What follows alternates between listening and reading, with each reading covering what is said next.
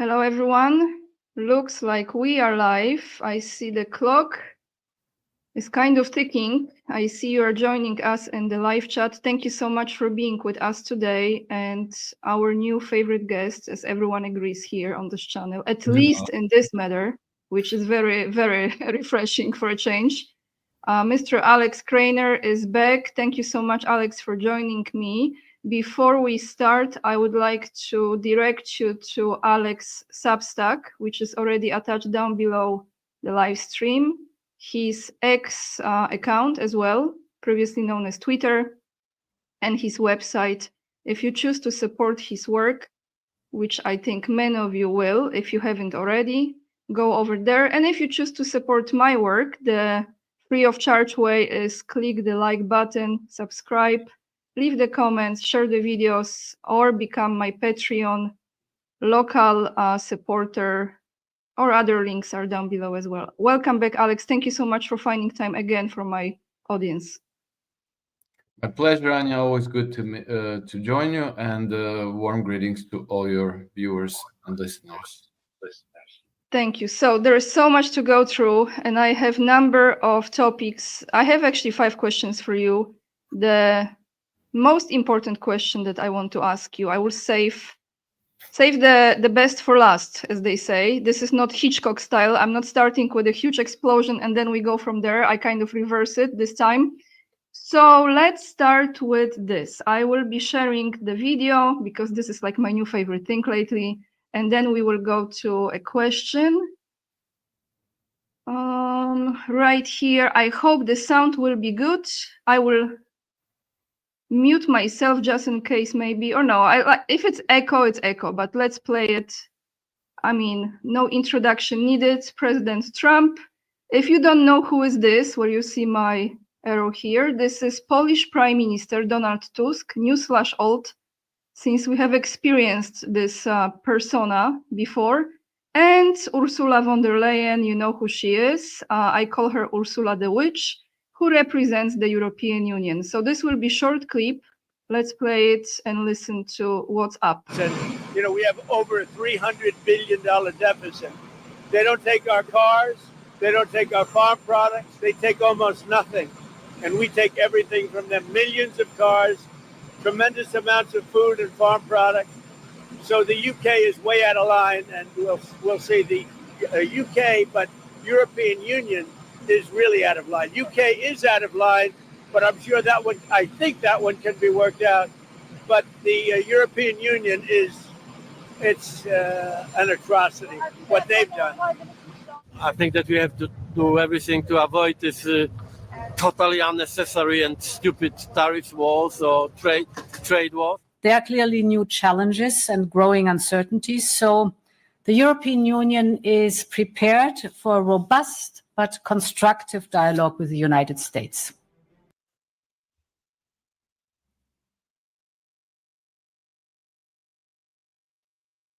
Alex, question here. What a clip, right?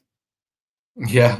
It's kind of like Muppet Show. We are watching all the Muppets coming up, right? Performing their tricks. So let's start with this. How Trump's tariffs can affect the European countries and the citizens of those countries. Do you think those tariffs will bring the European Union to an end? And also with those tariffs, how the EU will be still trying to increase the defense spending? I think the EU has really painted itself into a corner. They were not prepared for this.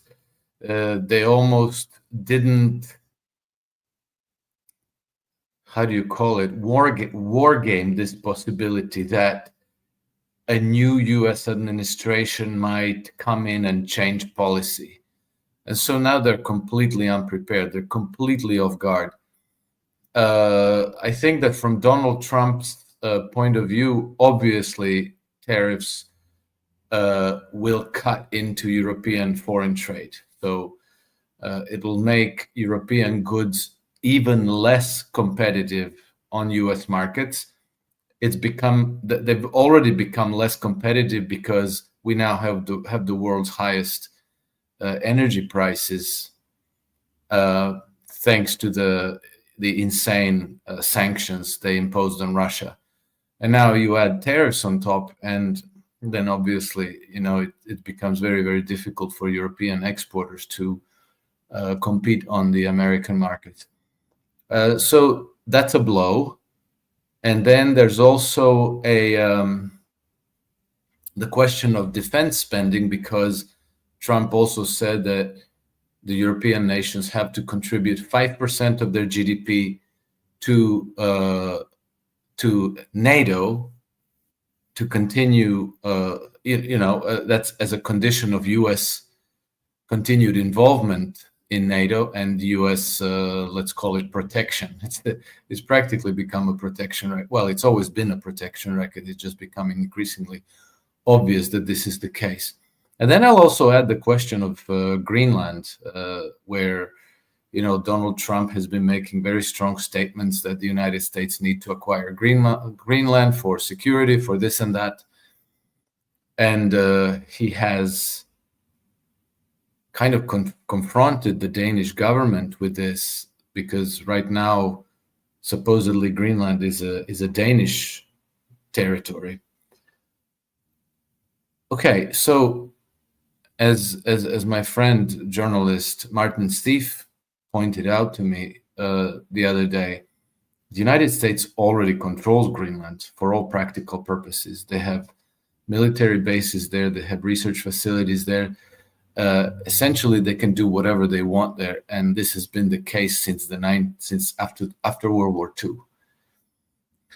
And so why even raise this question? Why even go there? Why even confront the Danish government? Why not just quietly do what you want, right? And keep it out of the public debate? Well, it seems that he is deliberately ruffling the feathers of European leaders, that he's deliberately throwing them into a spin. And I think the effect of this is that it's revealing the European dependency on the United States. It's revealing their vassalage, their absolutely subordinated position. And it's also creating pretext for the United States to withdraw, to simply, pull out their troops, leave NATO, whatever's left of it, the rump, to European nations to work it out, what they want to do with this, and for the Americans to go back home. And I think that the reason why Donald Trump wants to do this is because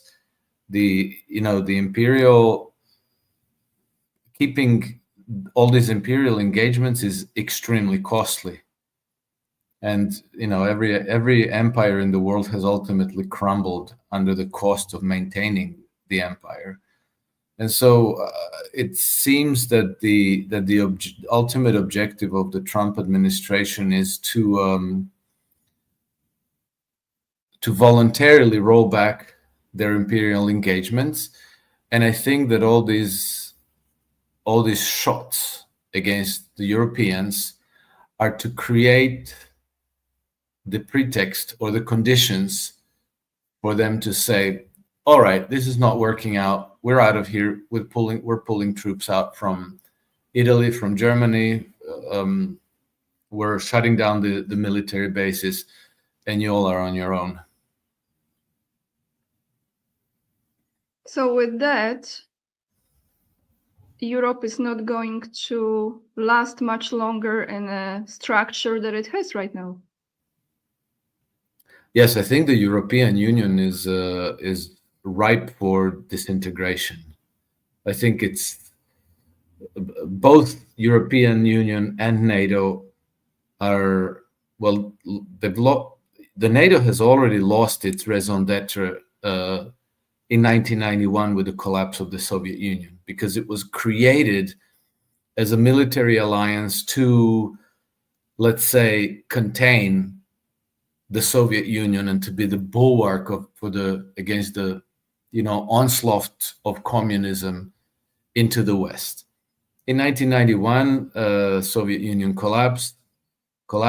The communist system kind of went the way of the dinosaurs, and so at that point, NATO should have declared victory and disbanded, but they didn't. Instead, they staged five waves of expansion and moved 1,400 kilometers in the direction of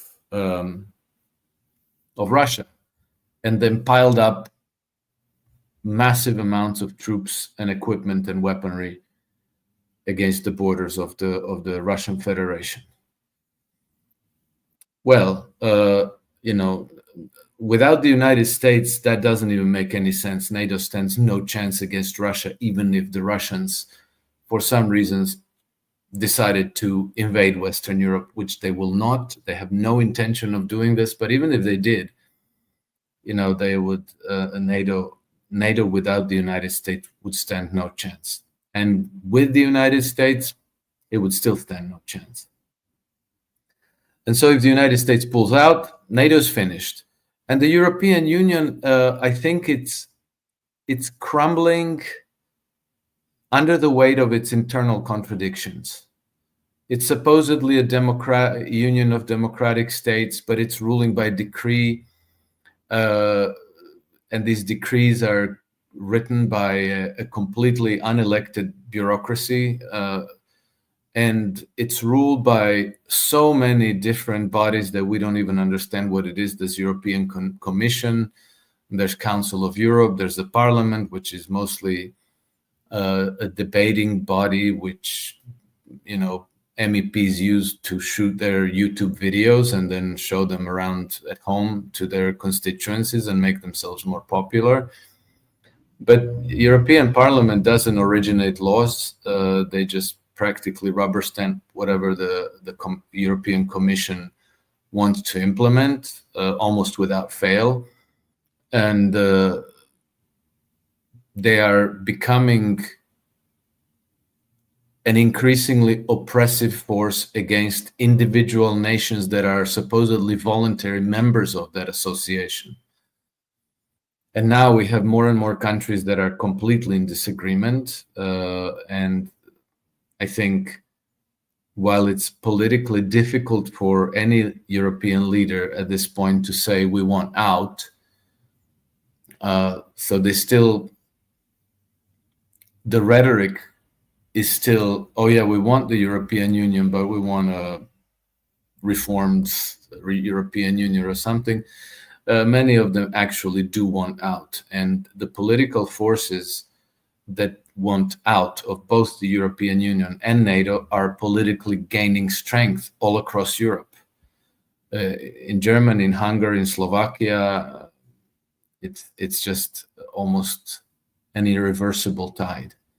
So it's only a question of time, and I think that if the United States pulls away from Europe, it's going to be the coup de grace, and then the unraveling will accelerate. Thank you, Alex. Yes, I agree with this 100%. In my opinion, Trump is liberating Europe from European Union. And just to loosen up this heavy conversation, let me show you a very funny kind of sad, in a way, clip that I came across today on my Instagram. So let's just play this, everyone. This is the political party in Germany. Oh, sorry.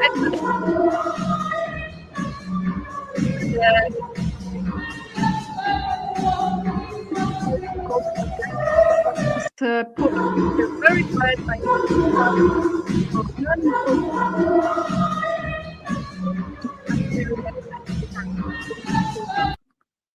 So with this, I just want to ask you my next question. I will be a little bit all over the place today, but why not?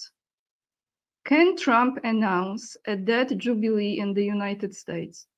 And if so, what would it mean and how would it look like? I don't really think that he can. I think it would be impossible for him to do this. Not a general debt jubilee. Now, it is conceivable that the United States could select, as a nation, as a federal government, selectively default on certain debt obligations under whatever pretext, for whatever reason, debts to the various international bodies, or it would be, the justification would have to be worked out. But this is always politically very difficult to do, particularly given the prevailing ideology in the Western world, which holds that somebody's debt is another person's asset. So if you defaulted, you're actually stealing those assets from them. And then, everybody in the West is in agreement that, property rights are sacrosanct, whereas in reality, it's only the money lenders and the corporate assets that are sacrosanct. Yours and mine can be expropriated any day, and nobody raises an eyebrow. Any individual, if they come under the attack of the state, of the ruling establishment, they actually end up expropriated. And it's not like somebody like in the films about totalitarian regimes, that the military goons walk into your house and carry away your belongings. That may happen, but what usually happens is some lawfare attack where they end up fining you, like they did Alex Jones, $1 billion because they didn't agree with some report that he published, and they thought it was outrageous and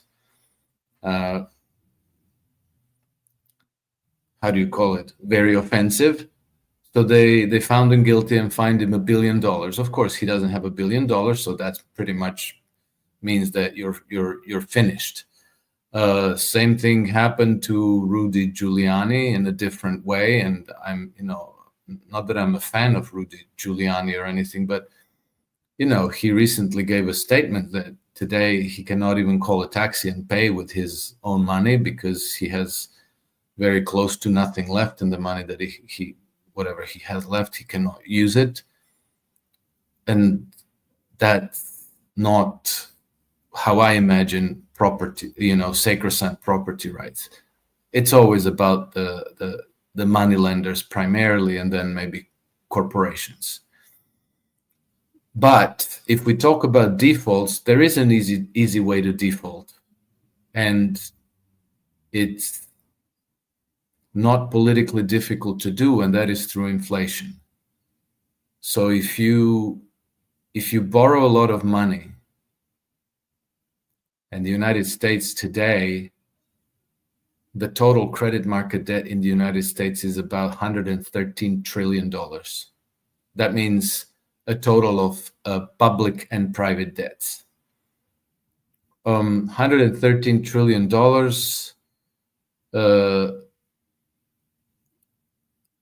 you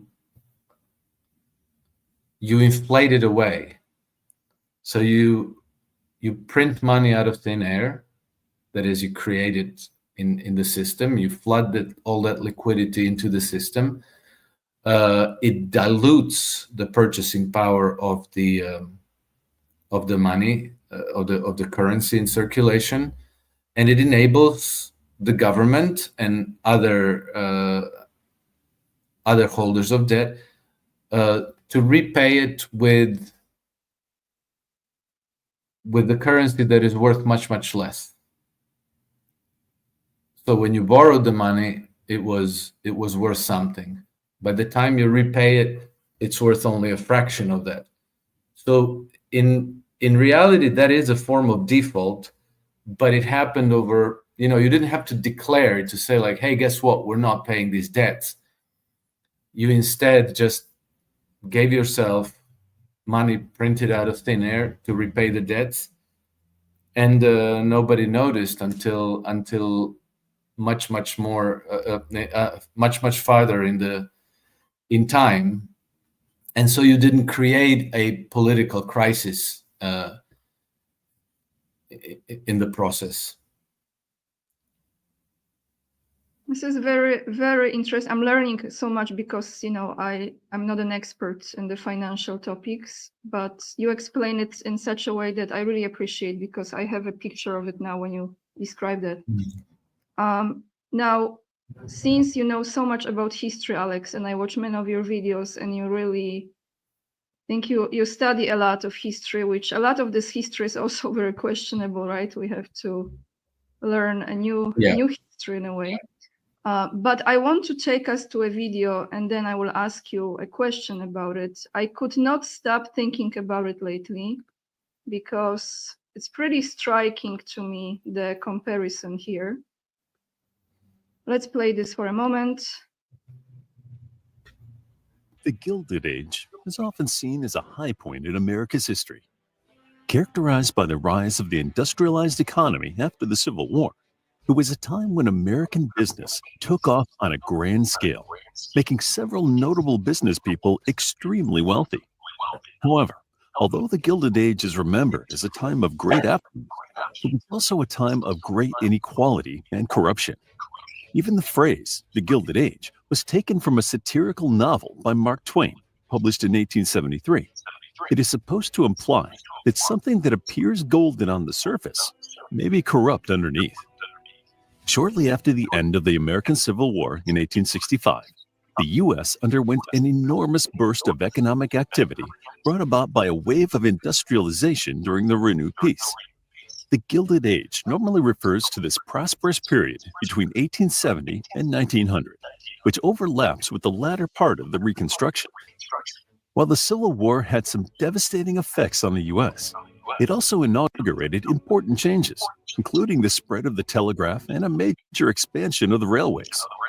Within a few years of the end of the war, America also began to experience a period of major economic.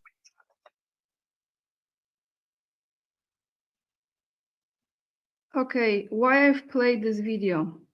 There is a part that I want to address about what happened after enormous innovation to humanity, which is a very loaded topic.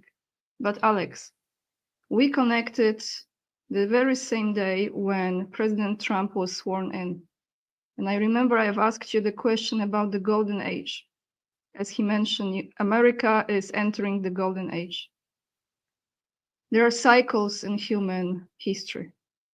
And I look at this Gilded Age as I would say maybe what we are entering right now is not going to be exactly the same as far as a group of individuals who came to power and enormous level of wealth. But there is some quite strong similarity to that era and what we are experiencing right now. So what do you think about this? Because I feel there is, it has something to do, that time, with what we are experiencing right now. You might be right. I'm not exactly sure how to read the situation now. I think that how to create a prosperous economy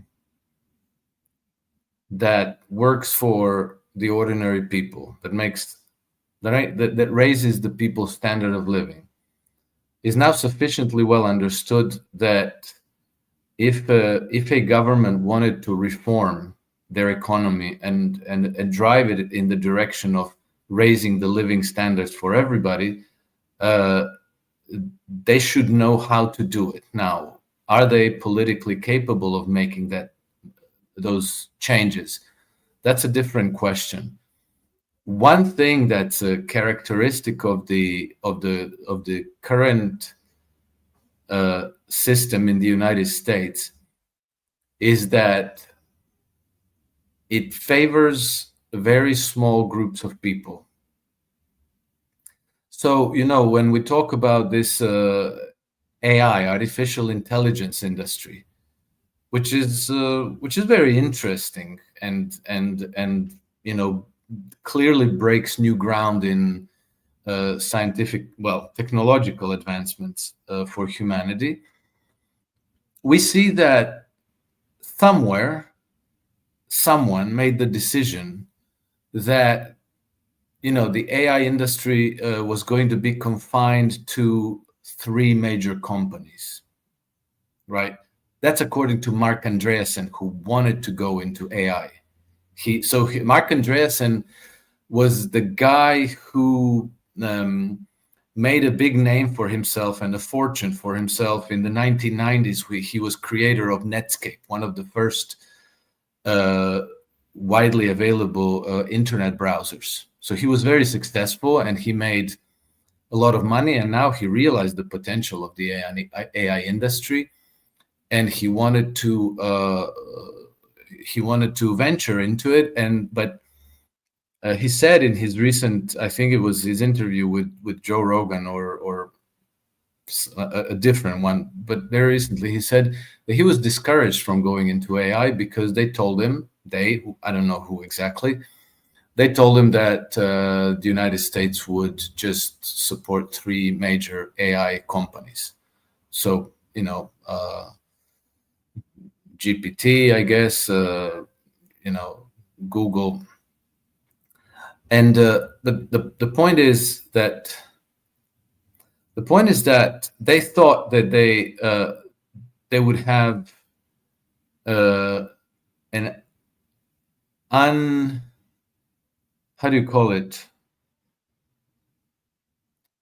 advantage that would be very difficult for others to catch up with. And they had this arrogant position that was, pretty much illustrated by a statement by Sam Altman, the CEO of GPT.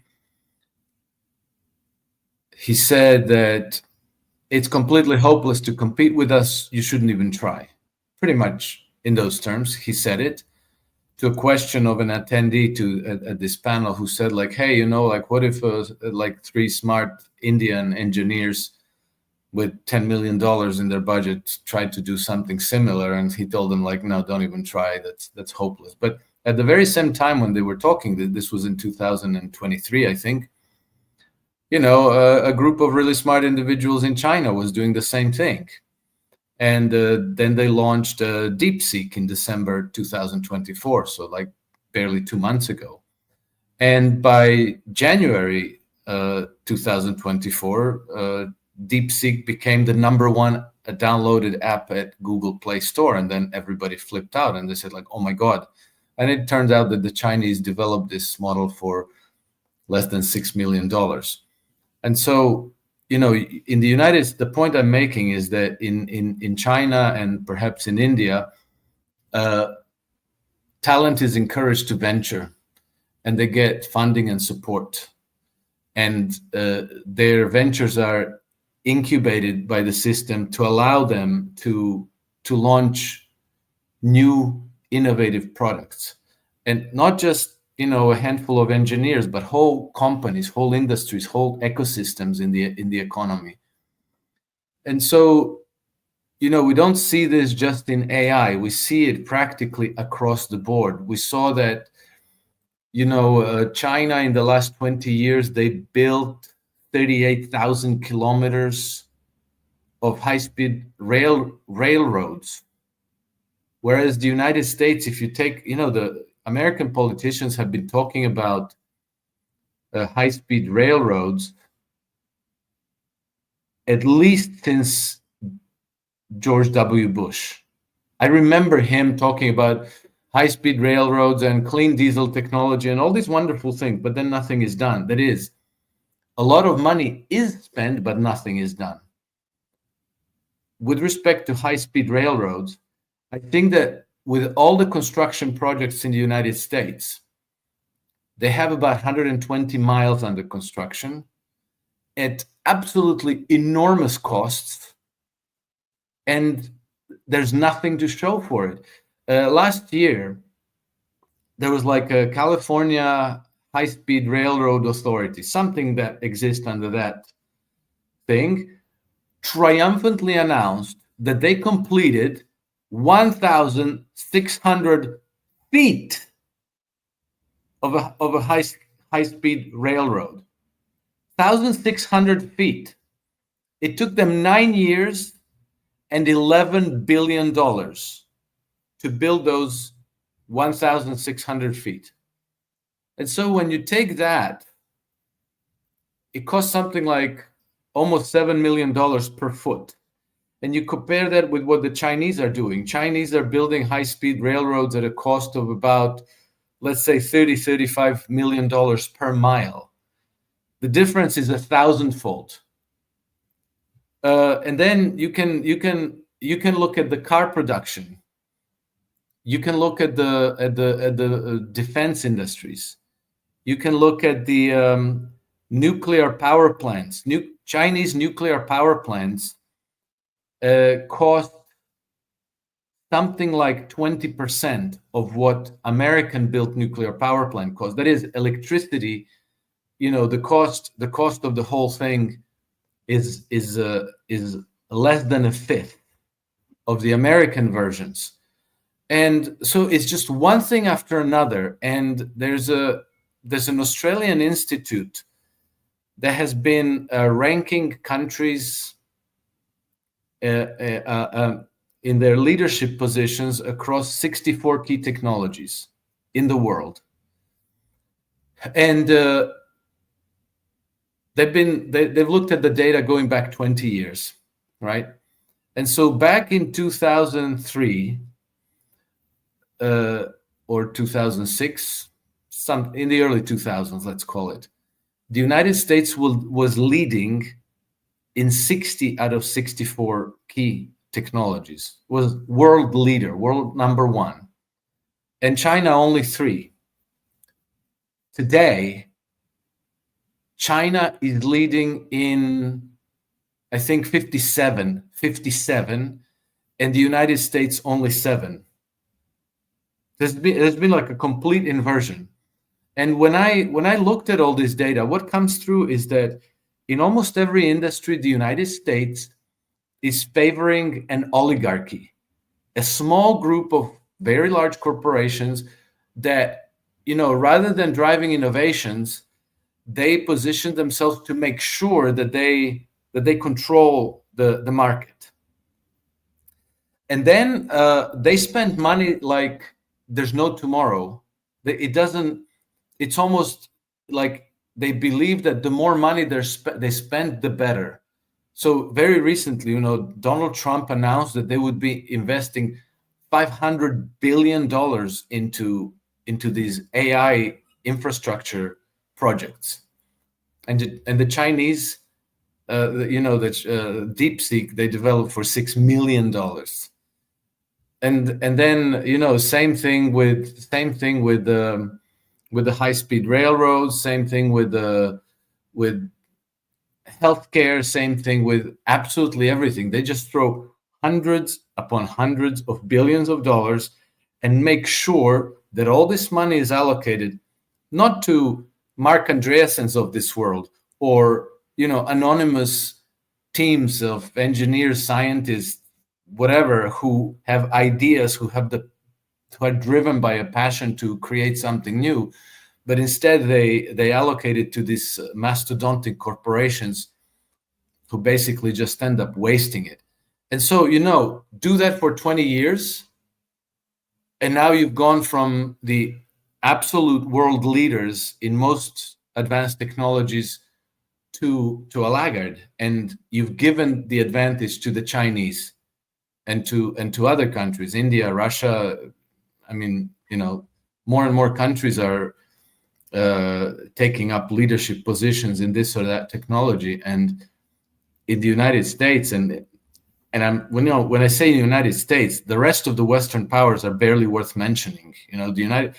Europe is only world leader in regulation and corruption, and the UK is the world leader in technologies that are, mass surveillance and control technologies. That's where UK is actually in those country ranking, is among the top 5 in just a couple of those domains. And so the problem is systemic. It's not that the Chinese have clever engineers or they got lucky or something. No, it's systemic. And so after this long rap about what's going on, we go back to your question: why is this happening, and can Trump turn it around? It's happening for systemic reason, and turning it around will be extremely difficult. It will require dismantling a lot of this entrenched stakeholders in these public-private partnerships, whatever they have. And I think that for Trump, it'll be a long slog. I'm not sure if he and his team have studied the problem in so much detail to understand what they have to do, or if they're going to keep throwing hundreds of billions of dollars on Google or Pfizer or General Motors or KBR and Halliburton and companies like this, or are they going to open up the market to grassroots investors, entrepreneurs, family businesses, and so forth? It will require a reform of the financial system. You're going to have to limit the power of the large banks, and you're going to have to create favorable conditions for local, regional, small banks and lending institutions that can incubate small and medium-sized businesses and family companies, and let's say anonymous, unknown entrepreneurs with real ideas and real chance to create something new and different. Thank you, Alex. I'm processing this because I see also another angle to this, but maybe later I will express it in another video. I want to now bring your attention, everyone. I recorded a live stream yesterday. I had a live stream with Tom Luongo, Alex's friend. And in that live stream, I showed a quote, well, actually not a quote, words from Zelensky, as I called him Schmuck, and I'm not taking my word back. So Schmuck said that $200 billion never reached Ukraine. He only got 70 or something billion, I think. Billion, I'm sorry, billion, not million. Million is nothing. $1 billion.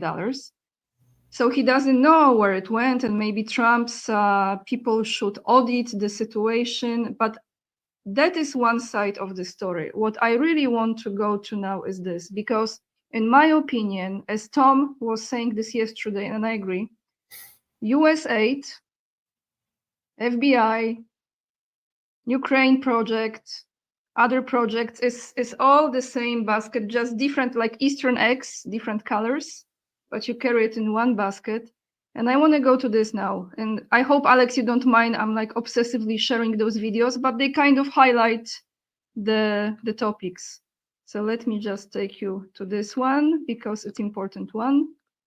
And we will connect some dots because it's pretty simple if you just pay attention. Kash Patel, I have a new crush on Kash in a way after this, but let's go. Thank you, Mr. Chairman. And Mr. Patel, there is absolutely no doubt that you have the experience and the expertise to lead the FBI, and we welcome you here today. We are pleased that you are here. I've been listening to my colleagues across the dais and listening to their questions, and it has led me to one thing. Why are the Democrats so afraid of you? I don't know, Senator. You'd have to ask them. Well, I tell you what I think, and listening to their questions and your responses, which we appreciate, they know that you're going to go in and you're going to clean up that political cabal that has been over there for years. You are going to reposition the FBI to its core mission. You stated that earlier in this hearing, and there will be no more political persecutions and no more 2 tiers of justice. And they have liked having 2 tiers of justice. They have enjoyed it, and it has helped them, they think, in their political mission. They've enjoyed targeting Catholics, they've enjoyed targeting parents, but the American people have said they want no more of that. And our colleagues know you're going to clean it up. I want to talk to you about the Epstein case. I have worked on this for years, trying to get those records of who flew on Epstein's plane and who helped him build this international human trafficking, sex trafficking ring. Now, earlier, I urged then Chairman Durbin to subpoena those records, and I ended up being blocked by Senator Durbin and Christopher Wray. They stonewalled on this. And I know that breaking up these trafficking rings is important to President Trump. So will you work with me on this issue so we know who worked with Jeffrey Epstein in building these sex trafficking rings? Absolutely, Senator. Child sex trafficking has no place in the United States of America, and I will do everything, if confirmed as FBI director, to make sure the American public knows the full weight of what happened in the past and how we are going to countermand missing children and exploited children going forward. Thank you. Why I'm saying this? Because it's all connected. Let's go to another article from, I think, 2019. This is serious stuff, everyone. And you know what? That's why they are pulling all those strings. This is USAID, this is Zelensky, this is Clinton Foundation.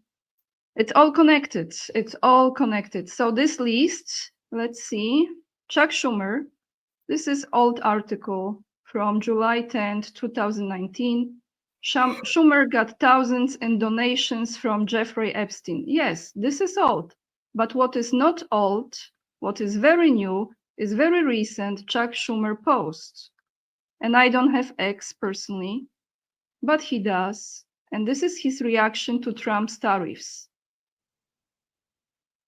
You're watching the Super Bowl next week. Wait till Trump's tariffs raise your pizza prices. Pizza. This is February 2nd, 2025. Why pizza? Why not bacon? Why not, something else, right? There are many food products in the world. Well, especially related to Super Bowl, you'd mention hot dogs maybe, or beer or hamburgers. Yes, exactly. Yep. So those of you who don't know, just do your research. Pizzagate, very simple, and it's not a joke, and it's actually what's taking place in the world. Alex, your thoughts on what are we watching right now? Because I think everyone has to buckle up. I think that we're watching the swamp running scared because, Kash Patel is somebody who is maybe not a household name to everyone, and he hasn't been as exposed as some people like Elon Musk or Robert F. Kennedy, Donald Trump himself, and so on. But I've over the years I've watched several interviews with Kash Patel, and he strikes me as an extraordinarily competent person, very sharp-minded, very intelligent, and he seems A, to speak the truth, and B, to have his heart in the right place.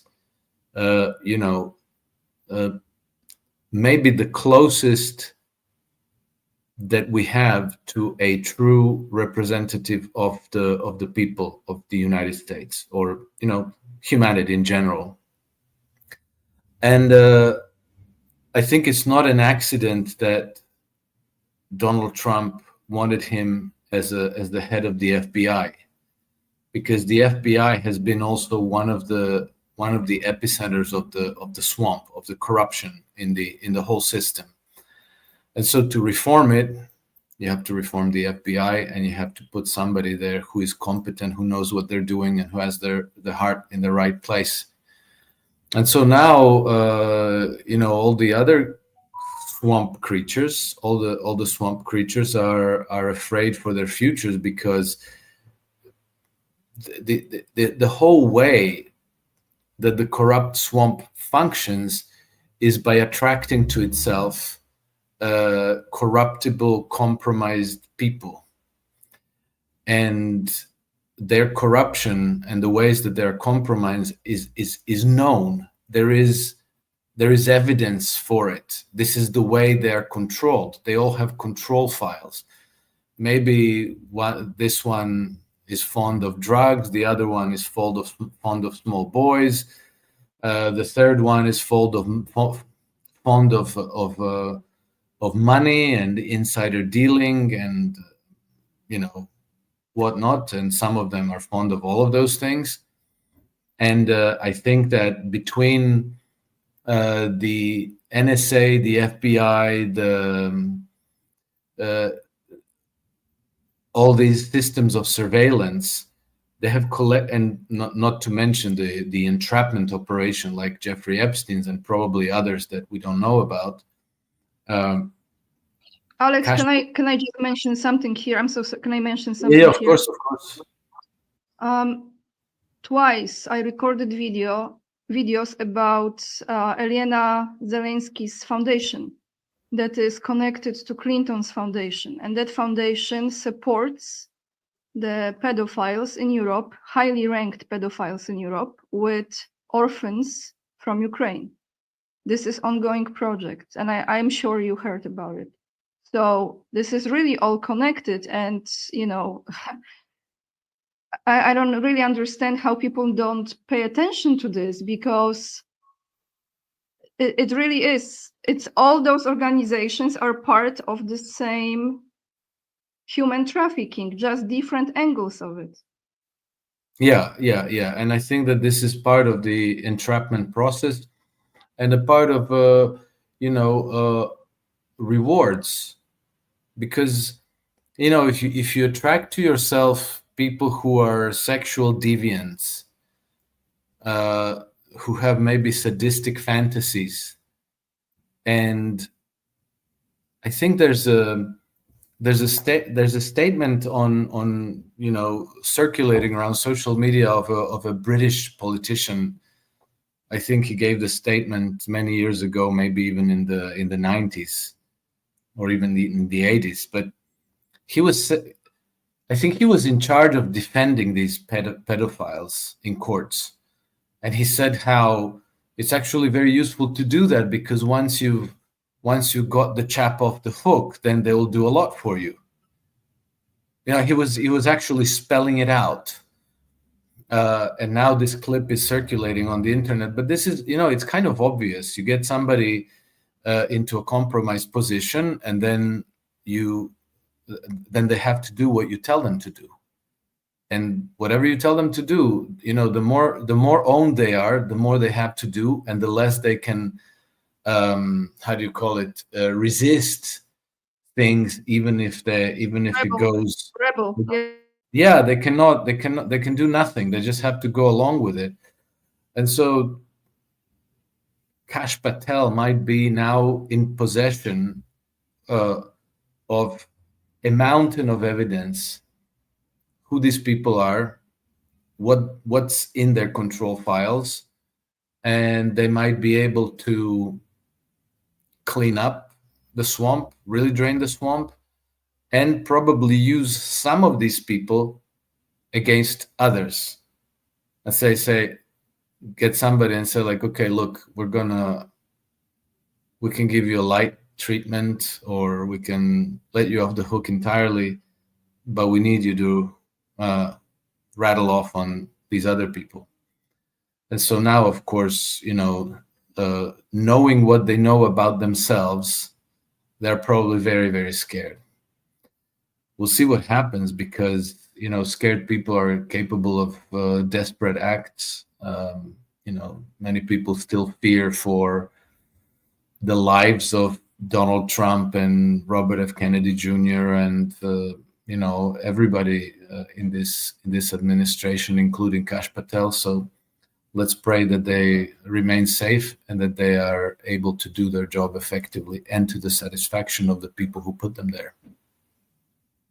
Thank you, Alex. And just before we end this, because we are almost 1 hour in our live stream, that will also expose European so-called leaders. So it will start, in my opinion, over there.